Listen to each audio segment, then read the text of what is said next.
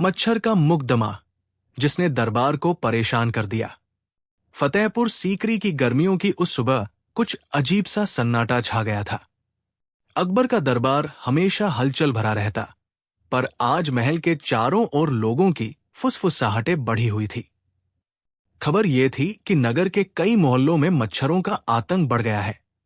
न सिर्फ काटते हैं, रक्त चूसते हैं, बल्कि लोग कह रहे थे कि कुछ मच्छर खास है। वे रात को गीत गाते, सुबह सुबह लोगों के सपनों में आते और अजीब सी गूंज छोड़ जाते। किसी ने कहा, बाजार की एक बेटी तब से बीमार पड़ी है जब उसे किसी मच्छर ने बार बार काटा। वो खुद घर से बाहर नहीं निकलती। किसी ने कहा, हमारे खेतों के पास जो कुआं है, वहां रात को ज्यों ही मच्छर आते हैं, हमारे जानवर बेचैन हो जाते हैं। एक कहीसी खबर ये भी फैली कि कुछ मच्छरों ने दरबार के गार्ड की आग के पास हल्की सी खाल खोल दी। लोग अफवाहों से डर गए। अकबर ने खबर सुनकर पहले तो मुस्कुराया, मच्छर कौन इतनी दिक्कत करेंगे। पर बीरबल ने झट से कहा, जहांपनाह, अगर जनता परेशान है तो इसे हल्के में नहीं लेना चाहिए। दरबार के कर्तव्य में है कि हर छोटे बड़े मामले की सुनवाई हो। ये मच्छर महज मच्छर नहीं, ये जनजीवन को प्रभावित कर रहे हैं। अकबर का मन मुंह पर आ गया। ठीक है, इन मच्छरों का मुकदमा दरबार में चलाया जाएगा। जो भी प्रमाण है, जो भी शिकायतें हैं, सब सामने रखो। और सुनो, यदि ये मच्छर सचमुच किसी तरह की बीमारी या कोई विशेष चाल दिखा रहे हैं तो तुरंत उपाय बताने को कहा जाएगा। देश भर में सुर्खियां फैल गई। मच्छर का मुकदमा फतेहपुर सीकरी में। लोग तिल मिलाकर हंसे भी और भयभीत भी हुए। कुछ लोग उत्साह में दरबार आने लगे। अकबर ने घोषणा कर दी कि मामलों की सुनवाई अगले रोज होगी और बीरबल इस मुकदमे के मुख्य जज होंगे। क्योंकि कोई छोटा मामला हो पर उसमें हंसी, बुद्धि और न्याय की जरूरत हो तो बीरबल सबसे उपयुक्त थे। अगले दिन दरबार पहले से ज्यादा व्यस्त था। सामने एक बड़ा सा तख्त रखा गया था न्याय के लिए, और उसके ठीक सामने एक छोटा सा रंगीन पिंजरा था, इसलिए कि कुछ मच्छरों को जिंदा पकड़ा गया था। पिंजरे में सिर्फ कुछ ही मच्छर थे, बार बार उड़ने वाले, पंखों पर हल्की सी धूप पकड़ने वाले, मगर उनके आकार में कुछ बारीक विविधताएं थी। कुछ काले पील, कुछ भूरे और कुछ परों पर चमकदार धब्बे जैसे चांद की झिलमिल। शिकायत करने वाले नागरिक कतार में खड़े थे। सबसे पहले बाजार की लड़की गुलाबो उठकर आई। उसके गाल पर अभी भी हल्की सी खुजली के निशान थे। उसने आंसू भरे स्वर में कहा, जहांपनाह, ये मच्छर मुझे रात में काटता है। हर बार जब मैं सोती हूं तो छाती में झुनझुनी होती है और अगले दिन मेरी आंखें सुन्न सी हो जाती है। डॉक्टर ने कहा है कि बस खुजली है, पर मैं डरती हूं कि ये बीमारी किसी और को नहीं दे। मेरे पिता का खेत भी सूख रहा है। एक किसान महिपाल ने कहा, हमें लगता है कि मच्छर हमारे गोबर के ढेर के पास पैदावार कर रहे हैं। हमने उसे साफ किया पर मच्छर फिर आ गए। वे रातों रात हमारी भैंसों को विचलित करते हैं। एक विद्वान कुलदीप आया और बोला, जहांपनाह, ये मच्छर कुछ अलग तरह के लगते हैं। कल मैंने उनकी उड़ान देखी तो वे चांद की तरह झिलमिला रहे थे, जैसे कोई रोशनी उनमें शुमार हो। ये विज्ञान की बात है या कोई जादू? दरबार में हल्की सी हलचल हुई। लोग अलग अलग मत दे रहे थे। किसी ने कहा जंगली बारिश का असर है, किसी ने कहा यह जादूगर की साजिश है, और कुछ ने तो इसे देवताओं का संकेत मान लिया। बीरबल ने दुनिया सी बड़ी सी मुस्कान दी और बोला, सबकी बातें सुन ली गई। मैं कुछ मच्छरों से बातचीत करना चाहूंगा। उनसे पूछना है कि वे क्यों इतनी शरारत कर रहे हैं। लोगों ने हैरत से पूछा, कैसे?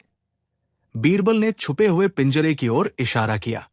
फिर उसने अपनी चतुर योजना बताई। मच्छरों को सुनने के लिए हमें उन्हें सुरक्षा और कुछ प्याजी बातें देनी होंगी। हमें जानना होगा कि उनके आहार, उनका व्यवहार और उनके रहन सहन का सच क्या है। बीरबल ने आदेश दिया कि पिंजरे के सामने एक छोटा मंच लगाया जाए और एक कलाकार चक्रधर को बुलाया गया, जो बहुत ही हल्की सी आवाज में मृदंग बजाकर मच्छरों को आकर्षित कर सकता था। चक्रधर ने मृदंग पर लय लगाई। धीमी धीमी ताल जो मच्छरों के घुमाव को स्थिर कर दे। बीरबल ने दरबार को समझाया, हमें पहले मच्छरों के खान पान की जांच करनी होगी। क्या वे किसी रोग का वाहक है? यदि हां तो हम सख्ती दिखाएंगे, और अगर नहीं तो हम जनता को कैसे समझाएंगे कि मच्छर भी जरूरी होते हैं। इसी बीच एक सज्जन नीलकंठ, जो कि कीट विज्ञान में पढ़े थे, उन्होंने पिंजरे के निकट आकर मच्छरों का निरीक्षण किया। वे बोले, ये मच्छर काली पर्णकाशी जाति से लगते हैं, पर उनके परों पर जो झिलमिलाहट है वो किसी जैविक चमक की वजह से है। संभवतः किसी नमी और कवक के कारण जो उनके पंखों पर विकसित हुआ है। आमतौर पर वे सिर्फ रक्त चूसते हैं, पर किसी परजीवी संक्रमण में वे व्यक्ति में असुविधा पैदा कर सकते हैं। बीरबल ने आंखें चमकाई और कहा, तो आप कह रहे हो कि ये जैविक कारण है, न कि जादू? नीलकंठ ने गंभीरता से कहा, अक्सर ऐसा होता है कि प्रकृति में छोटे छोटे तत्व मिलकर बड़े असर दिखाते हैं, पर हमें परीक्षण करना होगा। अकबर ने आज्ञा दी, ठीक है, हम परीक्षण करेंगे, पर उस परीक्षण से पहले हमें न्याय भी दिखाना होगा। किसी ने कहा कि मच्छरों ने किसी की बहू को मार डाला। ये आरोप इतना गंभीर है कि अगर झूठ निकला तो सजा मिले। गुलाबों की पीड़ा सुनकर भी अकबर सहानुभूत थे, पर तार्किक भी। उन्होंने कहा, अगर कोई यहां गलत आरोप लगा रहा है तो हम उसे दंडित करेंगे, पर पहले हम मच्छरों को बिन आंध झांक कर सजा नहीं देंगे। मूर्ख व्यापारी का अनोखा सौदा और बीरबल का हल। एक दिन अकबर के दरबार में बहुत ही मजेदार और अनोखा मामला पहुंचा। दरबार भरा हुआ था, मंत्री अपनी अपनी जगह बैठे थे। तभी कुछ सिपाही एक व्यापारी को पकड़ कर लाए। व्यापारी की शक्ल देखकर ही सब हंस पड़े। सिर पर बेतुकी सी पगड़ी, आंखों में बेवजह की चमक और चेहरे पर अजीब सी शान। अकबर ने हैरानी से पूछा, कौन है ये और क्यों लाए हो इसे? मुख्य सेनापति बोला, जहांपनाह, ये शहर का व्यापारी है। इसने ऐसा सौदा किया है कि पूरे बाजार में हलचल मच गई। लोग कह रहे हैं कि ये पागल हो गया है, पर यह खुद अपने सौदे को सबसे अनोखा और फायदेमंद बता रहा है। अकबर ने व्यापारी से पूछा, तो बताओ, क्या सौदा किया तुमने? व्यापारी गर्व से बोला, जहांपनाह, मैंने 100 बोरी गेहूं देकर एक पुरानी टूटी फूटी ढोलक खरीदी है। ये सुनते ही पूरा दरबार ठहाकों से गूंज उठा। मंत्री, दरबारी और सैनिक, सबकी हंसी रुकने का नाम नहीं ले रही थी। एक मंत्री ने मजाक उड़ाया, 100 बोरी गेहूं और बदले में एक टूटी ढोलक, इससे बड़ी मूर्खता भला क्या होगी? लेकिन व्यापारी बड़ी गंभीरता से बोला, महाराज, ढोलक पुरानी जरूर है, लेकिन जब मैंने इसे बजाया तो इतनी जोरदार आवाज हुई कि पूरा मोहल्ला जमा हो गया। मैंने सोचा, अगर रोज इतनी भीड़ इकट्ठी होगी तो मेरी दुकान की बिक्री आसमान छू जाएगी। 100 बोरी गेहूं तो कुछ भी नहीं, ये ढोलक तो मुझे अमीर बना देगी। सब दरबारी हंसी दबाने की कोशिश कर रहे थे। कोई कह रहा था, इससे बड़ा मूर्ख व्यापारी कभी नहीं देखा। तो कोई बोला, कहीं ये नशे में तो नहीं है? अकबर ने बीरबल की ओर देखा और बोले, बीरबल, ये मामला तुम्हारे हवाले है। हमें बताओ, ये व्यापारी मूर्ख है या कोई छिपा हुआ समझदार?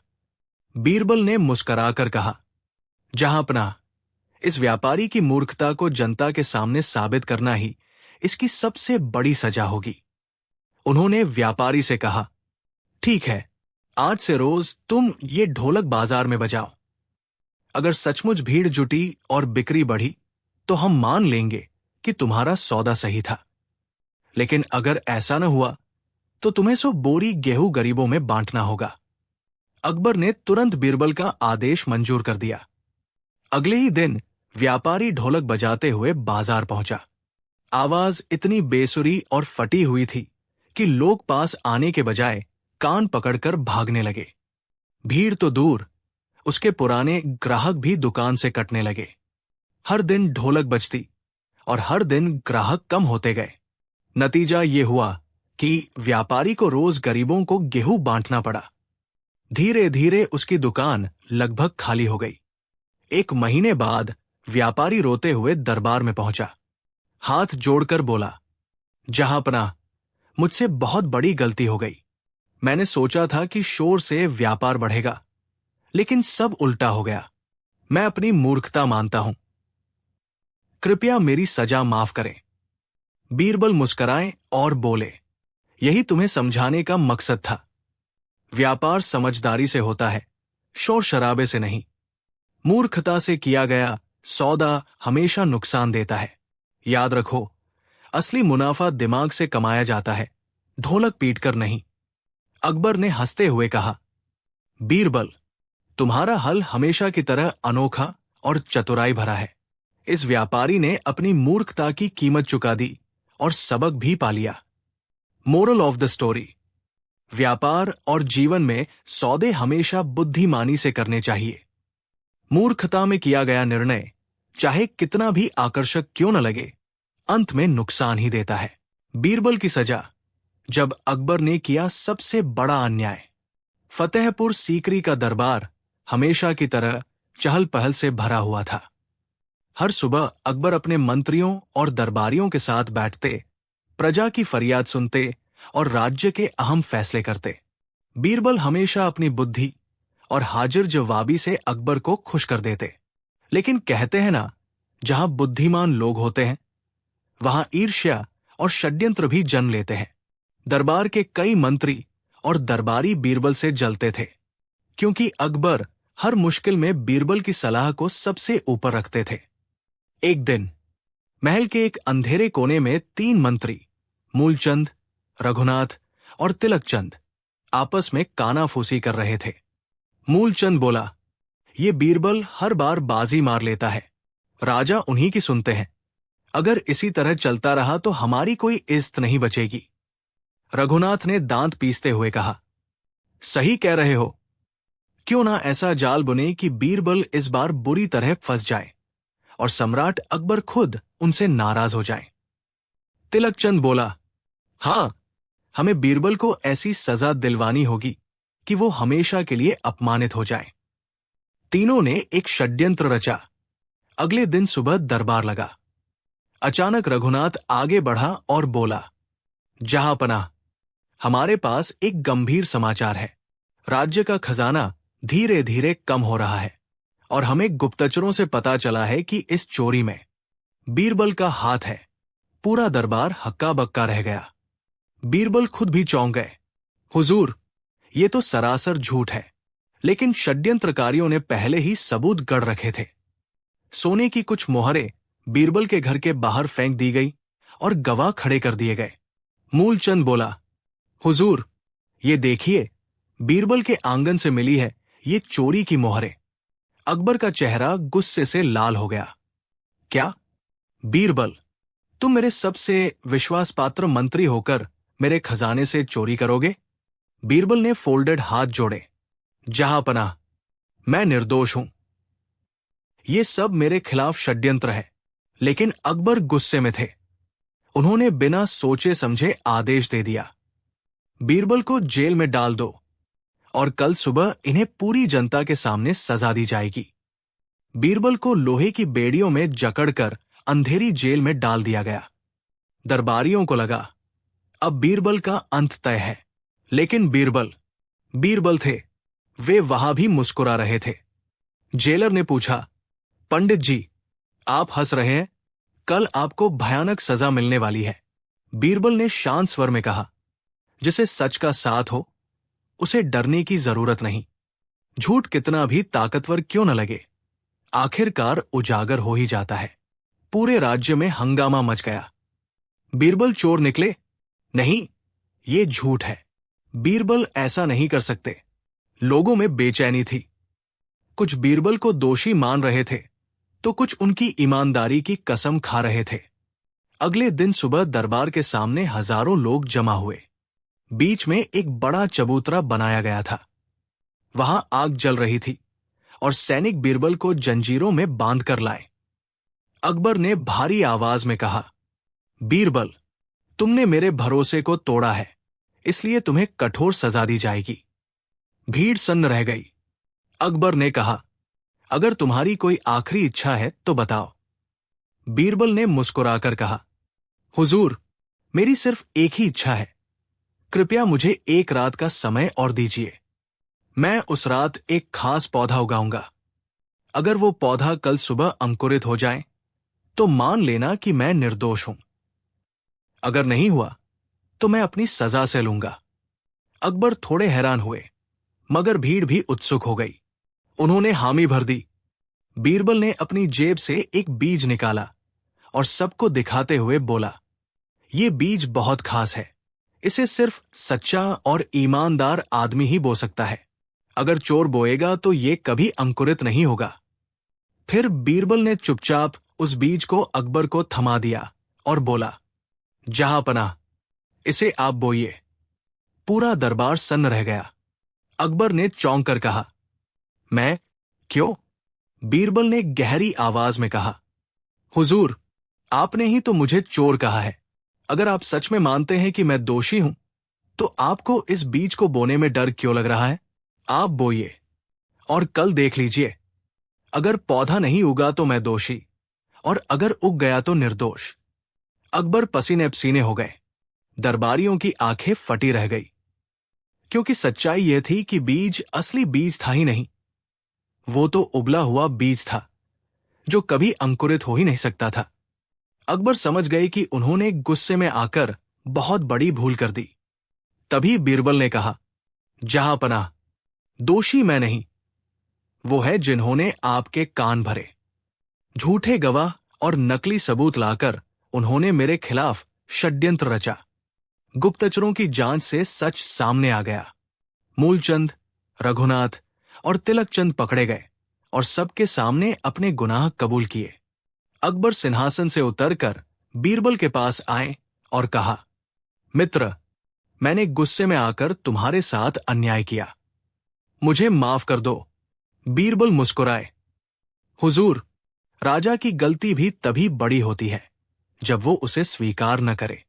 आप तो महान सम्राट हैं। आपने अपनी भूल मान ली, यही आपकी सबसे बड़ी ताकत है। सीख, मोरल। उस दिन दरबार में सबने सीखा, बिना जांच पड़ताल के किसी पर आरोप लगाना अन्याय है। झूठ कितनी भी चालाकी से बोया जाए, वो कभी फल नहीं देता। सच्चाई की जड़ें गहरी होती है, जिन्हें कोई मिटा नहीं सकता। मोरल मस्तकहानी। बीरबल की सजा की ये कहानी हमें सिखाती है कि गुस्से में आकर किए गए फैसले अक्सर अन्यायपूर्ण होते हैं। सच्चाई देरसबेर सामने आ ही जाती है। जुआरी दरबारी का मुकदमा, जिसने सब कुछ हार दिया। एक दिन अकबर का भव्य दरबार लगा हुआ था। सुनहरी रोशनी खिड़कियों से छनकर आ रही थी। दीवारों पर रंगीन परिंदों की नक्काशी चमक रही थी और दरबारियों की पंक्ति अनुशासन से सजी थी। दरबार में हमेशा की तरह हंसी मजाक और बहसें चल रही थी। तभी अचानक दो सिपाही एक दरबारी को घसीटते हुए लाए। उस दरबारी की हालत बेहद खराब थी। कपड़े अस्त व्यस्त, आंखें लाल, चेहरे पर हताशा और होठों पर कड़वाहट। उसे देखकर अकबर की भौहें तंग गई। ये क्या हो रहा है? अकबर ने गरज कर पूछा। मुख्य सेनापति ने झुककर कहा, जहांपनाह, ये आपके ही दरबार का दरबारी है। कल रात इसे जुए के अड्डे पर पकड़ा गया। इसने न केवल अपना धन, गहने और जमीनें हार दी, बल्कि आखिर में अपनी पत्नी के गहने और यहां तक कि अपने सम्मान तक को दांव पर लगा दिया। पूरा दरबार स्तब्ध रह गया। अकबर की आंखें आग बरसाने लगी। क्या हमारे दरबार का एक आदमी इतनी शर्मनाक हरकत करे? ये हमारे दरबार की इज्जत पर धब्बा है। बताओ, ऐसा क्यों किया? दरबारी कांपते हुए बोला, जहांपनाह, मैंने ये सब मजबूरी में किया। मैं अमीर बनना चाहता था। मैंने सोचा जुए में एक ही रात में किस्मत पलट जाएगी। पहले थोड़ी रकम लगी तो जीता भी। लालच बढ़ता गया और सब कुछ दांव पर लगा दिया, लेकिन किस्मत ने साथ छोड़ दिया। अब मेरे पास कुछ भी नहीं बचा। दरबारियों में खुसर पुसर होने लगी। कोई हंस रहा था, कोई ताने कस रहा था। जुए का लालच, यही नतीजा होता है। इसे तो सख्त सजा मिलनी चाहिए। अकबर ने गुस्से में कहा, बीरबल, ये मामला तुम्हारे हवाले है। इस जुआरी दरबारी को ऐसा सबक दो कि न केवल ये बल्कि बाकी दरबारी भी लालच की आग में जलने से डरे। बीरबल ने गहरी सांस ली और दरबारी से कहा, तुम्हारा अपराध सिर्फ अपनी संपत्ति गंवाना नहीं है। तुमने अपने परिवार, अपनी इज्जत और इस दरबार की प्रतिष्ठा तक को दांव पर लगा दिया। लेकिन असली सजा वो नहीं जो बादशाह देंगे, बल्कि वह है जो तुम्हें अपने कर्मों से खुद मिलेगी। अब मैं तुम्हें 3 परीक्षाओं से गुजारूंगा। अकबर ने सिर हिलाया। करो। बीरबल ने हुक्म दिया। दरबारी, तुम्हें सोने की मुद्राएं दी जाएंगी। इन्हें बाजार ले जाओ और सिर्फ जरूरत का सामान खरीद कर वापस आओ। अगर तुम लालच में कुछ और करने लगे तो यह साबित होगा कि तुम्हारी बीमारी अभी भी कायम है। दरबारी बाजार गया। शुरुआत में उसने अनाज और कपड़े खरीदे, लेकिन अचानक एक और जुआखाना देखकर उसका मन डगमगाया। उसने आधे सिक्के फिर जुए में हार दिए और शर्मिंदा होकर लौटा। बीरबल मुस्कराए।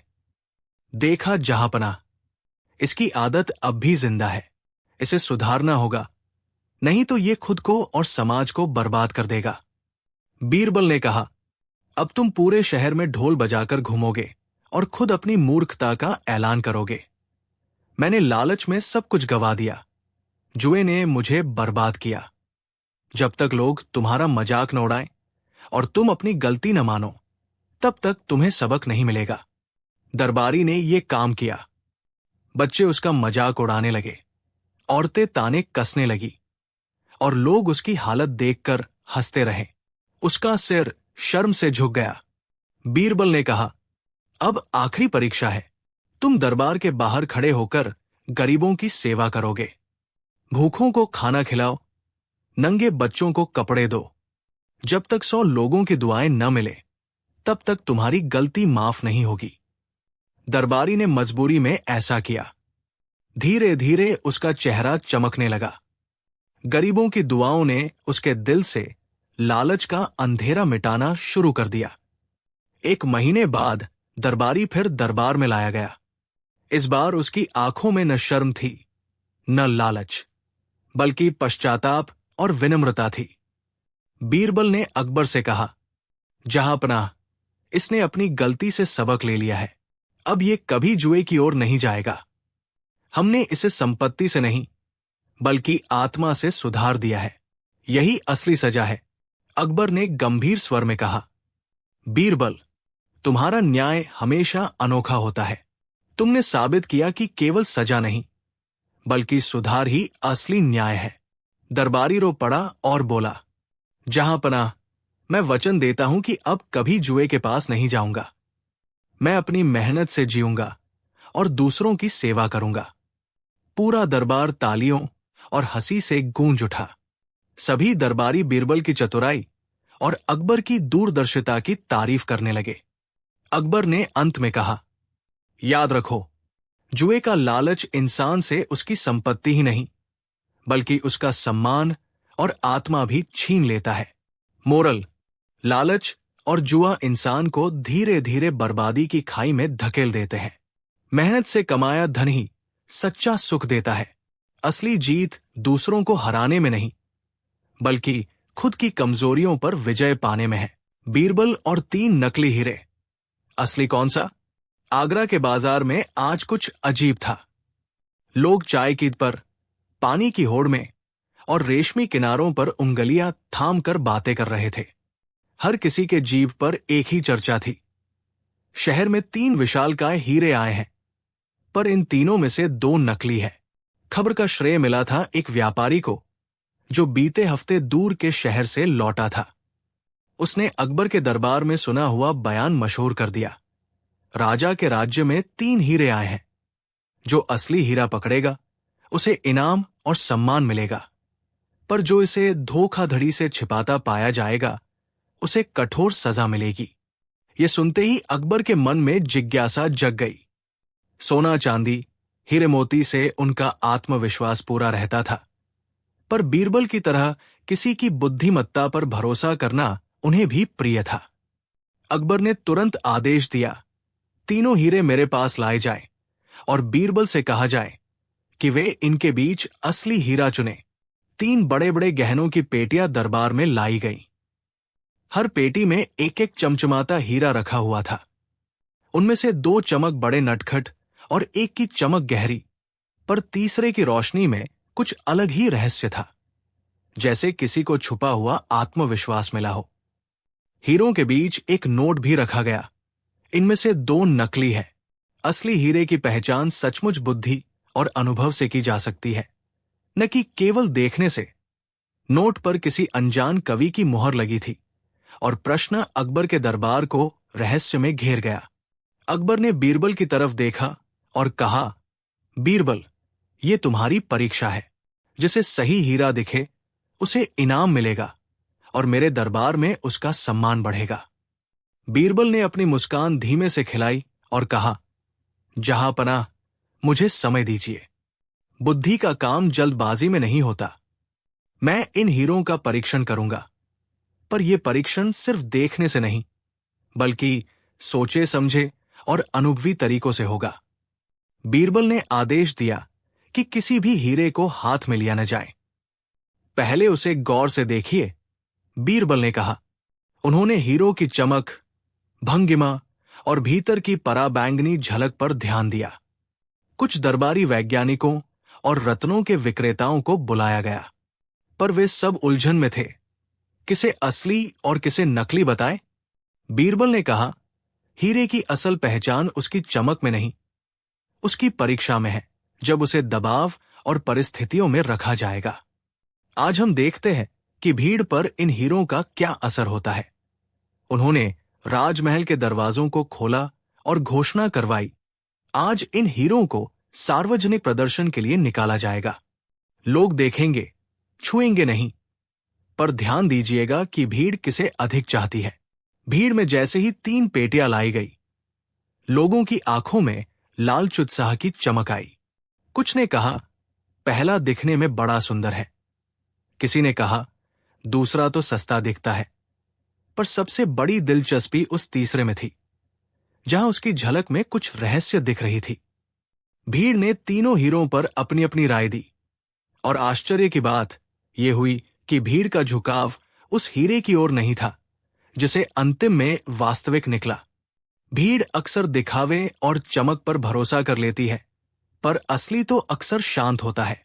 बीरबल ने स्मित कर कहा, भीड़ का झुकाव हमेशा निर्णायक नहीं होता। हमें दूसरे तरीकों से सोचना होगा। बीरबल ने अगले दिन हीरों का दूसरा टेस्ट रखा, आग और पानी की परीक्षा। उन्होंने कहा कि हीरे को आग के सामने रखा जाए और उसके बाद पानी में डुबोया जाए। ऐतिहासिक रूप से असली हीरा सूर्य की किरणों को तोड़ता है और उसमें से चमक निकलती है। नकली पत्थर अधिकतर रंग बदलते हैं या दरार आते हैं। आग में पहले हीरे की चमक तेज हुई, पर अचानक उसका रंग कुछ धूमिल पड़ गया। दूसरे ने चमक संभाली, पर पानी में आते ही उसमें एक तरह की चकचकी सी आ गई, जो असली हीरे में नहीं होती। तीसरे ने शांति से दोनों परीक्षाएं सह ली, उसकी चमक वैसी ही रही। बीरबल ने कहा, यह अच्छा संकेत है कि तीसरा टिक रहा है, पर अभी फैसला जल्दी होगा। तीसरे दिन बीरबल ने एक और कठोर परख रखी। हीरों को कठोर सतह पर हल्के हल्के थप्पड़ मारकर देखा जाए। असली हीरा किसी भी तरह का खरोंच नहीं सहता, पर नकली की बनावट अलग होती है।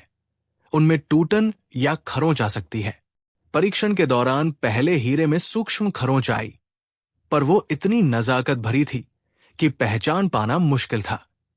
दूसरे में तो कुछ अंदरूनी दरार का संकेत मिला। तीसरे हीरे की सतह बिल्कुल दमकती और अखंड रही।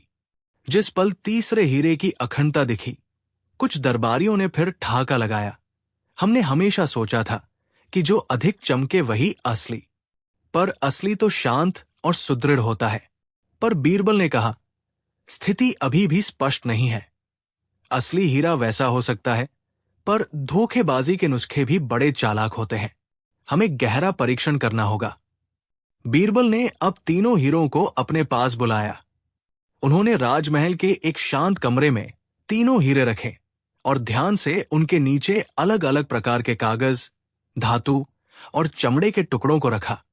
उन्होंने ये भी देखा कि हीरों की आंतरिक बनावट में क्या कुछ ऐसा है जो केवल आंखों से नहीं दिखाई देता। रात के समय बीरबल दवाओं तरीकों का इस्तेमाल न करते हुए पुरानी रीतियों से परखने लगे। उन्होंने हीरों को हाथ पर रखकर महसूस किया, उनकी शीतलता, भार और ध्वनि देखी। असली हीरा हल्का ठंडा अनुभव कराएगा और अधिक घनी बनावट देगा। बीरबल ने ध्यान से सुना। जब वे छोटे छोटे पत्थरों पर हल्का सा दस्तक करते थे, असली हीरे की ध्वनि अलग प्रकार की उच्च स्वर वाली झंकार देती है। नकली पत्थरों की ध्वनि भरा और बेसुरा होता है। उन्होंने सबसे पहले छोटे छोटे घंटियों का प्रयोग किया। तीसरे हीरे की झंकार शुद्ध और ऊंची थी। पहले और दूसरे की ध्वनि थरथराई और गूंज से भरी थी। बीरबल ने धीरे से मुस्कराया। अब चीजें साफ होनी शुरू हुई है। अकबर के पास अब कई विद्वान और रत्न विशेषज्ञ बुलाए गए। कुछ ने कहा, पहला असली हो सकता है क्योंकि उसकी चमक सबसे आकर्षक है। किसी ने कहा, दूसरा हीरा बड़ी कीमत वाला दिखता है। पर बीरबल ने सबको शांत कर दिया और कहा, वही असली हीरा है जो न केवल आंखों को भाए बल्कि परीक्षा में अखंड रहे और उसकी आत्मतत्व स्पष्ट रहे। इस बीच एक रहस्यमयी व्यापारी चुपचाप दरबार में मौजूद था। वो बड़ा बूढ़ा सा दिखता, पर उसकी आंखों में तेजी थी। उसने बीरबल से कहा, मैंने इन हीरों को तुम्हारे लिए लिया था, पर इनमें से एक को जोड़ तोड़ कर नकली बनाया गया। पर असली हीरा अपने गुण से पहचाना जा सकता है। पर इसे समझने के लिए तुम्हें नीची समझ की त्याग करनी पड़ेगी। बीरबल ने देखा, व्यापारी के हाथ में एक पुराना नोट था जिस पर लिखा था, सच्चा हीरा वही है जो सदिन सद्गुणों से चमके न कि दिखावे से। बीरबल ने ध्यान दिया और अपनी योजना को अंतिम मोड़ देने की तैयारी की। अगले दिन बीरबल ने अनूठा निर्णय लिया। उन्होंने हीरों को 3 अलग अलग लोगों के हाथों में दिए। एक गरीब युवती जिसे सच्चाई और ईमानदारी की मान्यता थी। 2, एक अमीर सज्जन जो दिखावे और शोफ में विश्वास रखता। 3, एक विश्वासी साधु जो निर्दोषता और सरलता के आदर्श पर चलता। बीरबल ने कहा, दिखावा और लालच बाहर से ये तय कर सकेंगे कि किसे सबसे अधिक चाहेंगे, पर असली हीरे का असर हृदय पर पड़ता है। जो प्रेम, दया और सत्य का गुण बढ़ाएगा वही ही असली है। तीनों ने हीरों को अपने पास रखा। अमीर सज्जन ने दिखावे के हिसाब से पहला हीरा अपनाया। वो चमकदार था और सबकी नजरों को खींच रहा था। पर कुछ देर बाद वो बेचैन दिखने लगा। पहले हीरे की चमक ने उसकी आत्मा में घमंड भर दिया, पर उसे संतोष नहीं मिला। वो बार बार आईने में देखता रहा। गरीब युवती ने दूसरे हीरे को अपनाया। वो खुशी से उस हीरे को अपने छोटे से बर्तन में रखकर गांव के बच्चों के साथ बांटते हुए देखी गई, पर उसके चेहरे पर चिंता थी। वो बच्चों के लिए अनाज जुटाने में लगी हुई थी। कुछ ही घंटे बाद पता चला कि उस हीरे से झूठा टिमटिमा सा व्यवहार था, जैसे वो नकली चमक कुछ दिन के लिए लोगों को भटका रहा था। बच्चे थोड़ी देर खुश हुए, पर असली संतोष नहीं दिखा। साधु ने तीसरे हीरे को अपनाया और उसको मंदिर की छोटी सी झुट्ठी लगी अलमारी में रख दिया। उसने ध्यान किया, प्रार्थना की और रात को उस हीरे को मंदिर के बच्चों के लिए दीपक बनाने देने की सोच में रखा। अगले दिन मंदिर में जो शांति और स्नेह दिखाई दिया, वो देखते ही बनता था। लोग कहते, ये हीरा हमारे गांव में सुकून भर रहा है। बीरबल ने चुपचाप सब देखा और समझा कि असली प्रतिबिंब दिलों पर पड़ता है। जो आत्मिक शांति, दया और सत्कार बढ़ाए वही असली है। पर कहानी में अब बड़ा मोड़ आया।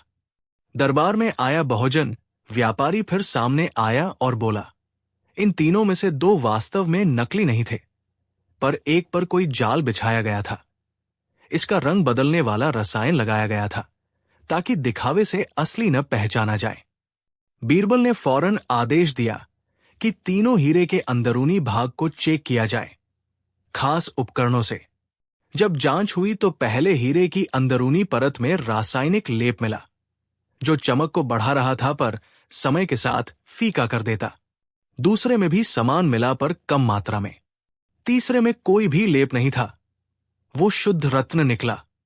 बीरबल ने मुस्कुराते हुए कहा, यही वो सत्य है। जो दिखता है वो हमेशा असली नहीं होता। जो शांत, अखंड और परख में आवाज दे वही सच्चा होता है।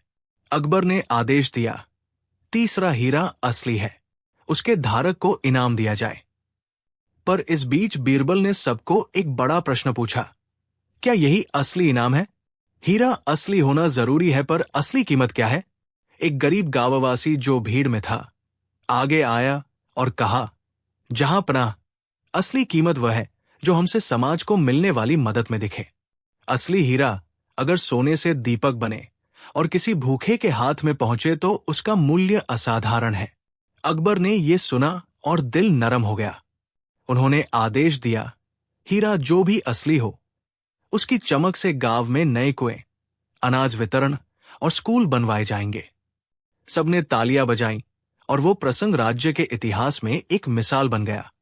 कैसे बुद्धि, परख और मानवता ने मिलकर हीरे की असली पहचान की और न केवल उसे खूबियां दिखाने के लिए नहीं रखा। बीरबल ने दरबार में अंतिम भाषण दिया, जहां पनाह, असली चीजें अक्सर चुप रहती है। भीड़ और दिखावा हमें बहकाते हैं। हीरे के मामले में हमने दिखाया कि असली रत्न वह है जो परीक्षा सह सके, आग, पानी, समय और मानव स्वभाव की कसौटी पर टिका रहे। पर उससे भी बड़ा सत्य यह है कि असली मूल्य उसके उपयोग में है। जो समाज के हित में उपयोग हो वही वास्तविक है। अकबर ने कहा, आज से हम न केवल खजाने की चमक पर ध्यान देंगे, बल्कि उसके उपयोग और नैतिकता पर भी नजर रखेंगे। मोरल 1, दिखावे की चमक में अक्सर सच्चाई छिपी रहती है। असली पहचान परख, समय और उद्देश्य से होती है। 2, वो वस्तु जो समाज को सच्चा लाभ दे वही वास्तव में मूल्यवान है, न कि केवल वह जो आंखों को भा जाए। 3, भीड़ और दिखावा हमें मूर्ख बना सकते हैं। बुद्धि, अनुभव और परख से ही सच्चाई सामने आती है। मूर्ख व्यापारी का अनोखा सौदा और बीरबल का हल। एक दिन अकबर के दरबार में बहुत ही मजेदार और अनोखा मामला पहुंचा। दरबार भरा हुआ था, मंत्री अपनी अपनी जगह बैठे थे। तभी कुछ सिपाही एक व्यापारी को पकड़ कर लाए। व्यापारी की शक्ल देखकर ही सब हंस पड़े। सिर पर बेतुकी सी पगड़ी, आंखों में बेवजह की चमक और चेहरे पर अजीब सी शान। अकबर ने हैरानी से पूछा, कौन है ये और क्यों लाए हो इसे? मुख्य सेनापति बोला, जहां पनाह, ये शहर का व्यापारी है। इसने ऐसा सौदा किया है कि पूरे बाजार में हलचल मच गई। लोग कह रहे हैं कि ये पागल हो गया है, पर यह खुद अपने सौदे को सबसे अनोखा और फायदेमंद बता रहा है। अकबर ने व्यापारी से पूछा, तो बताओ, क्या सौदा किया तुमने? व्यापारी गर्व से बोला, जहां पनाह, मैंने 100 बोरी गेहूं देकर एक पुरानी टूटी फूटी ढोलक खरीदी है। ये सुनते ही पूरा दरबार ठहाकों से गूंज उठा। मंत्री, दरबारी और सैनिक, सबकी हंसी रुकने का नाम नहीं ले रही थी। एक मंत्री ने मजाक उड़ाया, 100 बोरी गेहूं और बदले में एक टूटी ढोलक, इससे बड़ी मूर्खता भला क्या होगी? लेकिन व्यापारी बड़ी गंभीरता से बोला, महाराज, ढोलक पुरानी जरूर है, लेकिन जब मैंने इसे बजाया तो इतनी जोरदार आवाज हुई कि पूरा मोहल्ला जमा हो गया। मैंने सोचा, अगर रोज इतनी भीड़ इकट्ठी होगी तो मेरी दुकान की बिक्री आसमान छू जाएगी। 100 बोरी गेहूं तो कुछ भी नहीं, ये ढोलक तो मुझे अमीर बना देगी। सब दरबारी हंसी दबाने की कोशिश कर रहे थे। कोई कह रहा था, इससे बड़ा मूर्ख व्यापारी कभी नहीं देखा। तो कोई बोला, कहीं ये नशे में तो नहीं है? अकबर ने बीरबल की ओर देखा और बोले, बीरबल, ये मामला तुम्हारे हवाले है। हमें बताओ, ये व्यापारी मूर्ख है या कोई छिपा हुआ समझदार? बीरबल ने मुस्कुराकर कहा, जहां पनाह, इस व्यापारी की मूर्खता को जनता के सामने साबित करना ही इसकी सबसे बड़ी सजा होगी। उन्होंने व्यापारी से कहा, ठीक है, आज से रोज तुम ये ढोलक बाजार में बजाओ।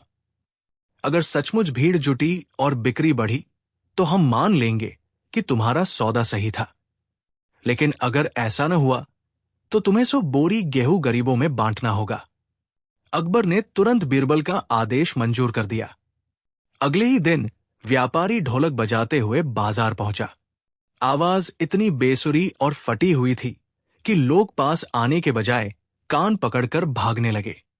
भीड़ तो दूर, उसके पुराने ग्राहक भी दुकान से कटने लगे। हर दिन ढोलक बजती और हर दिन ग्राहक कम होते गए। नतीजा ये हुआ कि व्यापारी को रोज गरीबों को गेहूं बांटना पड़ा। धीरे धीरे उसकी दुकान लगभग खाली हो गई। 1 महीने बाद व्यापारी रोते हुए दरबार में पहुंचा। हाथ जोड़कर बोला, जहांपनाह, मुझसे बहुत बड़ी गलती हो गई। मैंने सोचा था कि शोर से व्यापार बढ़ेगा, लेकिन सब उल्टा हो गया। मैं अपनी मूर्खता मानता हूं। कृपया मेरी सजा माफ करें। बीरबल मुस्कुराए और बोले, यही तुम्हें समझाने का मकसद था। व्यापार समझदारी से होता है, शोर शराबे से नहीं। मूर्खता से किया गया सौदा हमेशा नुकसान देता है। याद रखो, असली मुनाफा दिमाग से कमाया जाता है, ढोलक पीटकर नहीं। अकबर ने हंसते हुए कहा, बीरबल, तुम्हारा हल हमेशा की तरह अनोखा और चतुराई भरा है। इस व्यापारी ने अपनी मूर्खता की कीमत चुका दी और सबक भी पा लिया। मोरल ऑफ द स्टोरी: व्यापार और जीवन में सौदे हमेशा बुद्धिमानी से करने चाहिए। मूर्खता में किया गया निर्णय चाहे कितना भी आकर्षक क्यों न लगे, अंत में नुकसान ही देता है। दरबार में आया सबसे बड़ा पहेलीबाज बीरबल की जीत। दरबार की सुबह कुछ अलग ही रौनक लिए आई थी।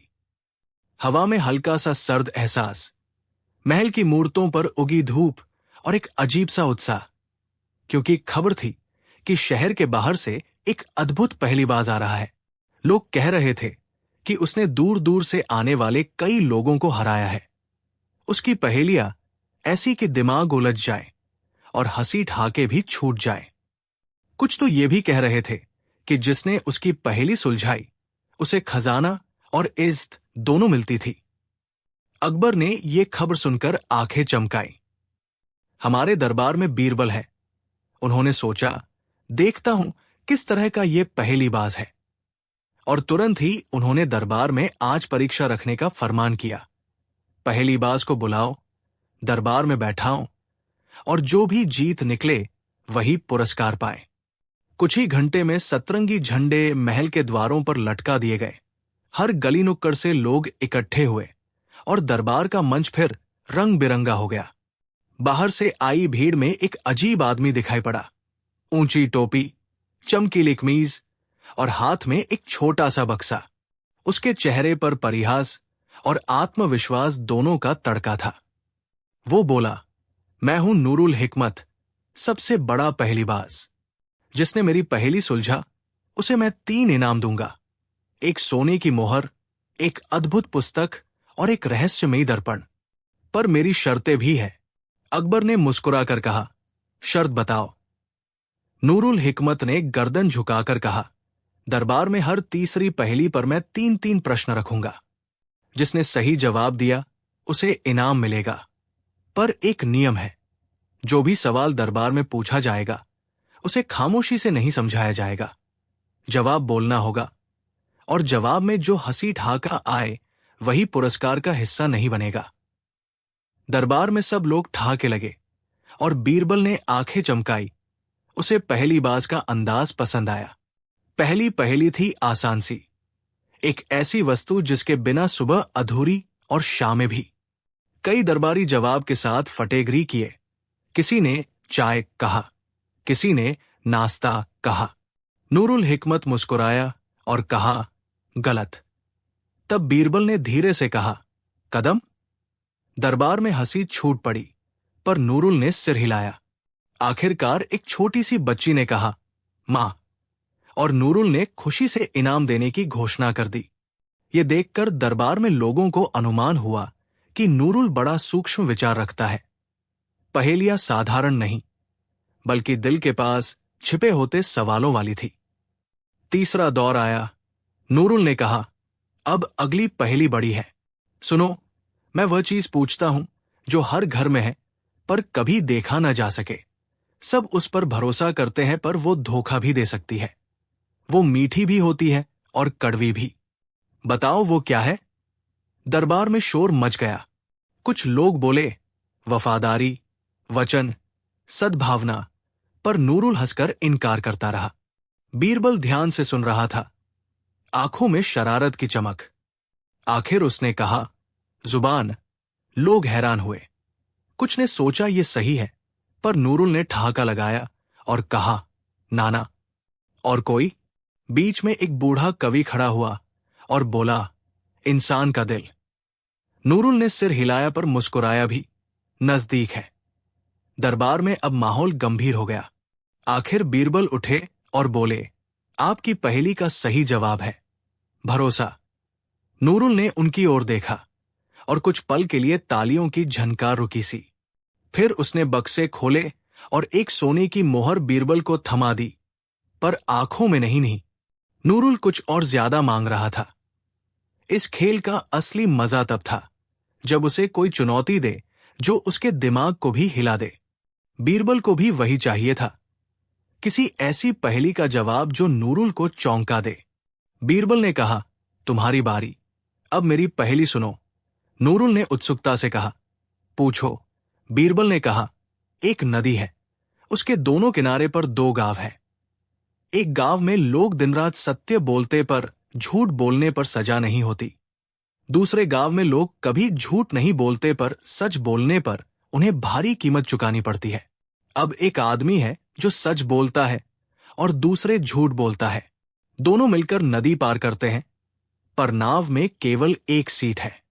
बताओ कि किसे पहले बैठाया जाए, ताकि कोई झूठ न बोले और कोई खतरे में न पड़े। दरबार में खामोशी छा गई। पहेली सरल दिखती, पर उसमें छुपा मानसिक जाल था। नूरुल ने मुस्कुराकर कहा, किसी को नहीं बैठाओ, पैदल चलकर जाए। बीरबल ने सिर हिलाया, अगर पैदल जा सकते तो नाव की जरूरत होती, न मेरी पहेली। किसी और उपाय बताओ।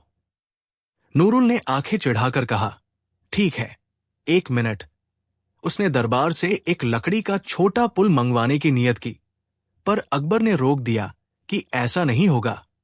पहेली को दिमाग से हल किया जाना चाहिए, हाथ नहीं चलाना। नूरुल ने अपनी चालें बढ़ाई।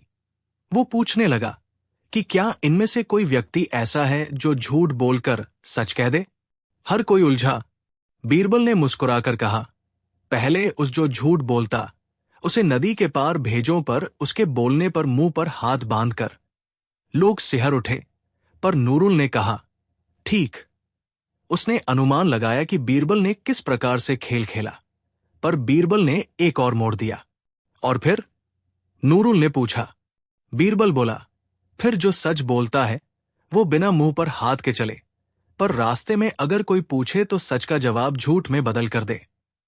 नूरुल अब चकरा गया। ये समाधान अप्रत्याशित था। बीरबल ने हंसते हुए कहा, क्योंकि जब झूठ वाला चुप रहेगा और सच वाला जानबूझकर झूठ बोलेगा तो समीकरण बदल जाएगा, पर अंततः केवल एक ही रास्ता है, दोनों को संवाद से समझाने का।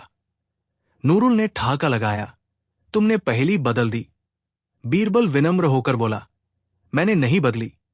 मैंने उसे दिखाया कि पहेलियां तब कठिन होती है जब हम नियमों को कठोर बना देते हैं, पर बुद्धि का खेल बातचीत से ही हल होता है। नूरुल ने हार नहीं मानी। उसने अपनी बड़ी चाल चली और दरबार से कहा कि अब वो 5 कठिन पहेलियां पूछेगा तथा हर बार विजेता को उसका वही रहस्यमयी दर्पण मिलेगा, जिसमें जो व्यक्ति देखेगा उसे अपनी असली पहचान दिखेगी। इस दर्पण का वादा सुनकर दरबार में हुड़दंग मच गया। बहुतों ने सोचा कि दर्पण किसी जादू का सामान होगा, पर बीरबल शांत थे। पहेली दर पहेली आती गई। कुछ ऐसी थी जिनमें शब्दों के पीछे छिपे अर्थ, कुछ ऐसी जिनमें रास्ते की चालें, और कुछ जो भावनाओं के जाल बुनती थी। बीरबल हर बार अलग तरह से सोचकर जवाब देते और नूरुल हर बार खिलखिलाकर कहता, तुम बुद्धिमान हो बेशक, पर क्या तू दर्पण चाहता है? बीरबल ने कहा, अगर दर्पण तुम्हारे पास सच्चाई दिखाता है तो मैं उसे देखकर तुम्हें दिखाना चाहूंगा कि असली सच्चाई कितनी मजेदार होती है। नूरुल ने चुनौती स्वीकार कर ली और आखिरी पहेली रख दी। आखिरी पहेली, नूरुल ने कहा, सबसे कठिन। सुनो, एक महल है जिसमें एक दरवाजा है। उस दरवाजे के पीछे वो चीज छुपी है जो हर आदमी चाहने पर भी उसे खोदे और खोदे फिर भी मिलेगी। पर वो चीज पाकर आदमी खुश नहीं होता, बल्कि और भूखा हो जाता है। वो क्या है? दरबार तिनके की तरह खामोश हो गया। कोई लाखों दौलत बोला, कोई शहद बोला। बीरबल ने शांत नजर से कहा, इच्छा। नूरुल चौंका, मुस्कुराकर बोला, तुमने फिर से आसान जवाब दे दिया। पर बीरबल ने आंखें नहीं झपकाई। वो जानता था कि दर्पण का सच किसी दर्पण जैसा नहीं होगा। दर्पण असल में एक आईना नहीं, बल्कि खुद देखने का मौका था, और जो अपनी असलियत का सामना करता वही जीतता। नूरुल ने अंतिम बार सिर घुमाया और कहा, अगर तुझमें इतना साहस है तो दर्पण के सामने आओ। बीरबल कदम बढ़ाकर दर्पण के सामने गया। दर्पण भी अजीब था। उसमें कोई पारंपरिक फ्रेम नहीं, केवल एक साधारण शीशा, और उसके चारों ओर कुछ नक्काशी। बीरबल ने शीशे में देखा, पर उसकी परछाई में उसने नूरुल नहीं देखा। वो दर्पण बीरबल को उसकी अपनी हर अनसुलझी कमजोरी और उसकी हर चतुराई के पीछे का सच दिखा रहा था। बीरबल ने आंखें बंद कर ली और फिर मुस्कुराया। उसने दर्पण वापस नूरुल को थमाया और बोला, तुम्हें क्या देखा? नूरुल ने शीशा झटका और देखा। उसमें उसकी खुद की परछाई के पीछे वही चीज थी जो वो सब में दिखाने की कोशिश करता, लोगों की कमजोरियां और हंसी, पर साथ ही उसे अपनी एकाकीपन भी दिखा। नूरुल की आंखें नम हुई। उसने धीरे से कहा, मैंने सोचा था कि मैं सबका खेल जानता हूं, पर यह दर्पण मुझे मेरी असल हीनता भी दिखाता है, जो मैं दूसरों में ढूंढता रहा। दरबार में एक लंबी खामोशी थी।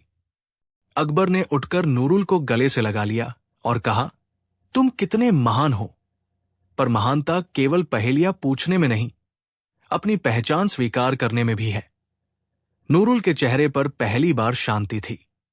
उसने बोला, मैं तो बस खेलता आया, पर आज मैंने पाया कि सबसे बड़ी पहेली खुद इंसान है। बीरबल ने मुस्कुराकर कहा, और इसलिए तुम्हें हार नहीं बल्कि दोस्ती चाहिए।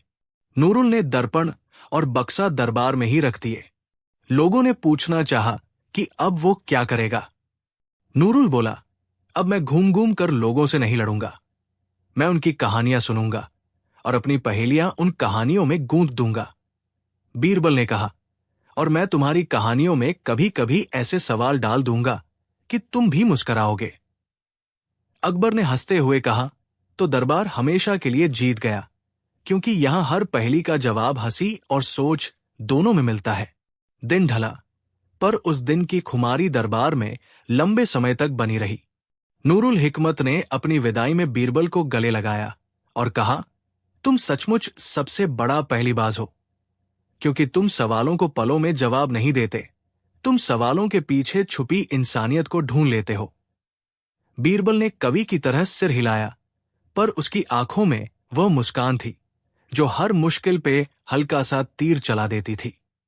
इस तरह उस दिन दरबार में आई परिहास, मोड़ और जीत की कहानी ने नूरुल और बीरबल दोनों को एक नया रिश्ता दे दिया, जहां पहेलियां जानी समझी बातें बन गई और जवाबों में इंसानियत की गूंज मिल गई। दरबार चल पड़ा अपनी रोजमर्रा की दुनिया में, पर लोगों की जुबान पर वो दिन लंबे समय तक बना रहा, जब सबसे बड़ा पहेलीबाज आया और बीरबल ने न सिर्फ उसे परख लिया, बल्कि उसे दोस्त बना लिया। बीरबल ने वैज्ञानिकों और दवाइयों के साथ मिलकर मच्छरों पर जांच की तैयारी की।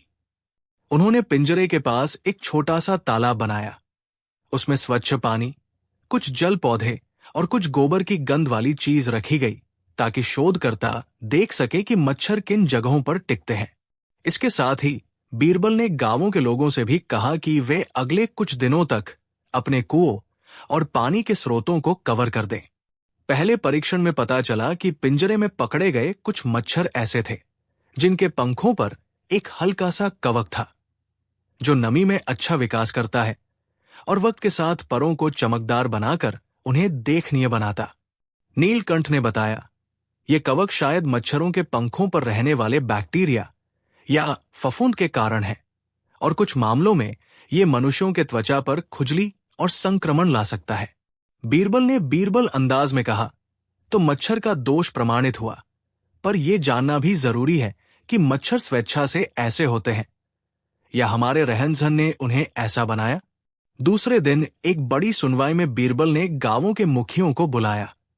उन्होंने पूछा, किसने खुले पानी छोड़ा, किसकी गंदगी यहां जमा हुई। कुछ मुखियों ने आनाकानी की, पर जब बीरबल ने तह तक जांचना शुरू किया तो खुला कि कुछ अमीर घरों के पीछे गंदा पानी जमा रहता था और गोबर तथा कचरा खुले तौर पर रखा जाता था, ठीक उन जगहों पर जहां मच्छरों ने अपना वंशस्तर बढ़ाया। अब मामला पेचीदा हो गया। जनता कह रही थी, मच्छर हमें काट रहे हैं, इन्हें खत्म करो, पर अमीर लोग कहते, हम तो साफ सफाई रख रहे हैं, ये दूसरे इलाकों की गंदगी का असर है। बीरबल ने कहा, यहां दोष किसी एक का नहीं, ये एक प्रणालीगत समस्या है। साफ पानी, अच्छी स्वच्छता और जागरूकता की कमी। पर न्याय की कसौटी यह है कि हम सिर्फ किसी को दंड न दे, हमें सुधार करना होगा। अकबर ने फैसला सुनाने से पहले दरबार के चारों ओर की भी सुनवाई की। उन्होंने कहा, हम शुरू करेंगे एक सप्ताह की कार्य योजना। पहले गंदे पानी के स्रोतों को कवर किया जाएगा, फिर सार्वजनिक स्थानों की सफाई, और यदि कोई घर गंदगी नहीं उठाता वो दंड का पात्र होगा। इसी बीच चमत्कार सा हुआ। एक रात जब बीरबल अकेले पिंजरे के पास बैठे थे, उन्होंने देखा कि एक मच्छर धीरे धीरे पिंजरे के पास आया और किसी तरह सरसराहटी आवाज दी। ऐसा लगा जैसे वो भी सुनने की कोशिश कर रहा हो। बीरबल ने झट से कहा, अरे, क्या तुम भी सुनते समझते हो? उसने ठिठक कर पिंजरे के पास रखा एक छोटे से कागज पर अपना एक भौंसा निशान छोड़ा। बीरबल ने हंसी में कहा, यह समझदारी नहीं, पर वो संकेत दे रहा है। बीरबल ने मच्छरों की तरफ दया दिखाई। वे भी जी रहे हैं, पर अगर हमारा व्यवहार समुचित नहीं रहा तो समस्या दोगुनी होगी। उन्होंने एक अद्भुत कदम उठाया। गांव वालों के साथ मिलकर मच्छरों के बच्चेदानों को नष्ट करने के सिवा कुछ प्राकृतिक उपाय भी लागू कराए, जैसे कि नहरों में पानी का स्तर बदलना, नंगी मिट्टी जगहों पर कच्चे नीम के पत्ते बिछाना ताकि मच्छरों का अंडा नहीं लगे, और कुछ पौधों जैसे तुलसी और नीम लगाकर मच्छरों की संख्या कम की जाए। कई दिनों के बाद जब साफ सफाई की पहल का असर दिखने लगा, तब बीरबल ने निर्णय के लिए फिर से दरबार बुलाया। उन्होंने दोनों पक्षों को उठाकर कहा, अब बताओ, तुमको क्या चाहिए? क्या तुम मच्छरों को पूर्णतः खत्म कर दो या उनके साथ सहस्तित्व सीखो? गुलाबों ने रोकर कहा, मेरी रातें अब आराम की है, पर कुछ लोग अब भी सूंघते हैं। मैं चाहती हूं कि जो लोग सफाई न रखें उन्हें दंड मिले। किसान महिपाल ने कहा, हम चाहते हैं कि हमारे पशु परेशान न हों, पर हमें ये अधिकार है कि हम खेती करें। अमीर लोग डरते हुए बोले, हम नमी का कारण नहीं हैं, पर हम व्यवस्था में सहयोग करेंगे। अकबर ने बुद्धि से कहा, हमारा फैसला मिश्रित होगा, न केवल दंड वरन शिक्षा और उपाय। जो भी सार्वजनिक जगह गंदी छोड़ेंगे उन्हें ग्राम सभा के सामने सार्वजनिक रूप से सफाई करनी होगी, और यदि वे 3 बार पाए गए तो आर्थिक जुर्माना भी लगेगा। साथ ही राज्य सरकार से मैं निवेदन करता हूं कि वे मच्छर विनाशक प्राकृतिक उपायों के साथ वैज्ञानिक उपाय लागू करें। बीरबल ने अंत में कहा, और एक बात, मच्छरों को सिर्फ नफरत की नजर से मत देखो। वे प्रकृति का हिस्सा है, पर हमारा कर्तव्य है कि हम अपने रहन सहन से उनकी संख्या नियंत्रित रखें ताकि मानव जीवन सुरक्षित रहे। कुछ सप्ताहों में ही परिणाम दिखने लगे। गांवों में स्वच्छता के कार्यक्रम चले। बच्चों ने तुलसी, नीम और लेमन ग्रास के पौधे लगाए। पानी के स्रोतों को ढक दिया गया और लोकसभा के स्तर पर नियमित निगरानी ठहराई गई। मच्छरों की संख्या घटने लगी और साथ ही आम बीमारी के मामलों में भी कमी आ गई। गुलाबों की हालत सुधरी और महिपाल की भैंसें शांत रहने लगी। अकबर ने बड़े गर्व से कहा, देखो, न्याय सिर्फ दंड देने का नाम नहीं, ये समाधान दिया जाना भी है। बीरबल ने मुस्कुराकर कहा, जिन चीजों को हम छोटे समझते हैं वे अक्सर बड़े प्रश्न का हिस्सा होती है। मच्छर ने हमें ये दिखाया कि हमारा जीवन, हमारी आदतें और हमारी जिम्मेदारी कितनी जुड़ी हुई है। काफी दिनों बाद पिंजरे के मच्छरों को जब छोड़ा गया तो उन पर अब कोई चमक नहीं रही। पर एक सुबह बीरबल ने सुना कि गांव के किनारे पर कुछ हल्की सी सरसराहट है। उन्होंने देखा, मच्छरों की छोटी सी सभा जारी थी। एक मच्छर दूसरे से कह रहा था, भाई, अब खाली लोगों की गंदगी से हमें जिंदगी मिलती है, पर ध्यान रखना, वो जगह साफ कर दो वरना फिर लोग दंड लगाएंगे। दूसरे मच्छर ने हंसते हुए कहा, चलो, अब हमें भी गांव वालों का नियम समझ में आ गया। हम चुपके से काटेंगे पर पुण्य का दंड मत आने दो। बीरबल ने दूर से यह सुनकर ठहाका लगाया और बोला, यहां भी सुधरना चाहिए। मोरल, सीख, 1, छोटी समस्याएं भी बड़े सामाजिक कारणों का नतीजा होती है। उन्हें हल करने के लिए सिर्फ दंड नहीं, सतत उपाय और शिक्षा जरूरी है। 2, न्याय में दया और समझदारी समाहित होनी चाहिए। केवल सजा देकर समस्या खत्म नहीं होती, सुधार आवश्यक है। 3, प्राकृतिक संतुलन का सम्मान करो। जीवों को मिटाकर समस्या हल नहीं होती। सहअस्तित्व के रास्ते खोजो और जिम्मेदारी निभाओ। 4, सामुदायिक भागीदारी प्रभावी है। जब लोग मिलकर समाधान अपनाते हैं तो छोटे से छोटा मामला भी बड़े संकट में नहीं बदलता।